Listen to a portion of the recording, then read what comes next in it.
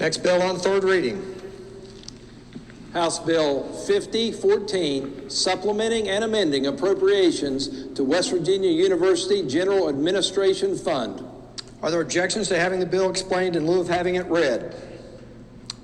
No objections being heard, the chair recognizes the gentleman from the 62nd to explain the bill. Thank you, Mr. Speaker. Friends, good afternoon. I asked the chairman for permission to explain this one myself. I appreciate his indulgence on this. You know, I've heard it said before, many of you probably have, that you should never meet your heroes because you'll inevitably be disappointed. I want to tell you about a team of heroes we have here in West Virginia today and why this bill is important. We have with us on the campus of West Virginia University in Morgantown the Rockefeller Neurosciences Institute, led by Dr. Ali Rezai. And he, along with the chair of neurology, Dr. Dave Watson, and their team were featured on a segment on 60 Minutes, an international television show, Sunday 2 weeks ago. And I hope you saw that show. And if you haven't seen that show, I hope you'll go back and watch that video link that I sent to all 100 members of this body last week, because that team is a team of heroes. That team is a team of heroes, and this supplemental appropriation today is meant to support their ongoing work. What you saw in that link, if you watched it, what you will see if you haven't, is that this team on the campus at West Virginia University, not at Mayo Clinic, not at Harvard Medical School, not at Johns Hopkins, here in West Virginia, has developed a technique to use ultrasound, a non-invasive medical procedure, to treat Alzheimer's, Parkinson's disease, neurological disorders of many kinds. They have effectively cured Parkinson's, Alzheimer's disease, and opioid addiction on the campus of West Virginia University. I've been there. I've had the privilege to tour that facility and meet their team, and it's the most astounding group of men and women I've encountered in my professional career. They are doing incredible things at that facility. So incredible, in fact, that they now have in hand FDA clearance to extend their clinical trial beyond Alzheimer's, Parkinson's, and opioid addiction to PTSD, specifically targeted veteran populations, and obesity, two disorders that plague West Virginians in disproportionately high amounts. We have an opportunity today to support their work through this supplemental appropriation and fund expansion of their clinical trial beginning in April. Beginning less than 2 months from now, they will be able to begin treating patients in Morgantown, in West Virginia, who suffer from those conditions. And we ought to be extraordinarily proud of that. I'm very proud of that, because it illustrates that our university is doing more than just basic research. It's groundbreaking research, and I'll tell you now on live television today, Ali Rezai will win the Nobel Prize someday for it. But it gives us an opportunity here to support the work of our universities in treating patient populations in West Virginia who suffer from conditions as a result of their service to us. We have bills introduced in our body each year to take up compensation for our first responders who suffer from PTSD. First responders suffer from PTSD at a rate of approximately 30%. West Virginia leads the nation in percentage of our population who serve in the armed forces. Those men and women see horrific things on our behalf, and they come back here to West Virginia, to the United States of America, and face conditions in their lives that deserve our attention, deserve our treatment. And Ali Rezai and his team at RNI have developed a process that lets us deliver it. I'm excited about that. I hope each of you are excited about that.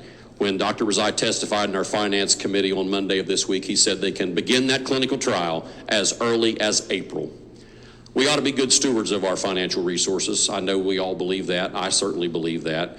I cannot think of a better way to spend this $2 million and to spend it now, as opposed to putting it somewhere else, as opposed to doing it in our budget process. We need to do it. We need to do it now. And that's the reason I've left that podium to talk about this today. We have an opportunity to continue leading the world, not leading the nation, not leading the state, leading the world in delivering a groundbreaking treatment, a groundbreaking therapeutic technology that was published 2 weeks ago in the New England Journal of Medicine, the world's foremost journal for academic medicine, and deliver that technology to West Virginians who suffer from conditions that deserve our attention. So with that, Mr. Speaker, I'm happy to take questions on this, but I encourage you to vote for the appropriation. You've now heard the bill explained. The question now before the House is passage of the bill. Is there any debate on the bill? Chair recognizes the gentleman from the 80th, Delegate Williams. Thank you, Mr. Speaker, and thank you to the gentleman from Clay for his leadership on this and for allowing me to be a co-sponsor.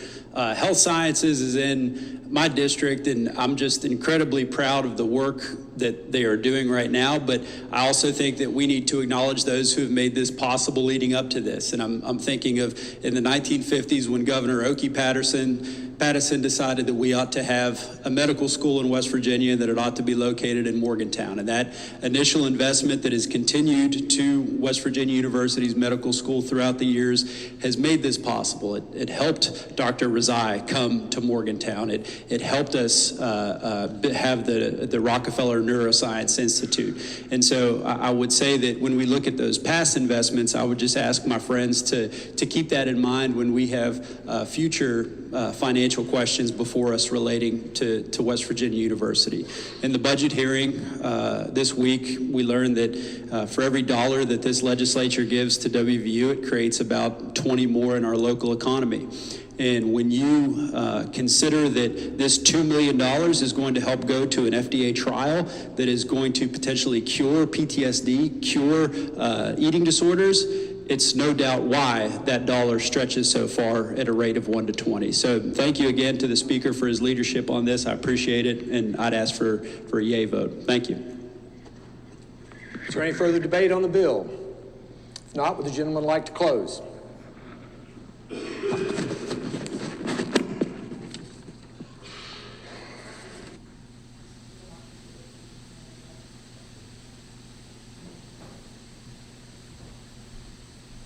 All right, the question is, shall the bill pass? Those in favor of passage of the bill will vote aye. Those opposed will vote no. The clerk will prepare the machine. Has every member voted? If so, the clerk will close the machine and ascertain the result on this question. There are 93 ayes, 0 nays, 7 members absent. A majority of members voting in the affirmative. The chair declares that bill passed. The clerk will please report the title.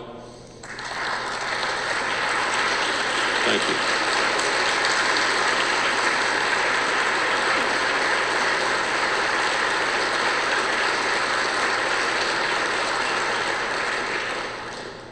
All right, the title amendments.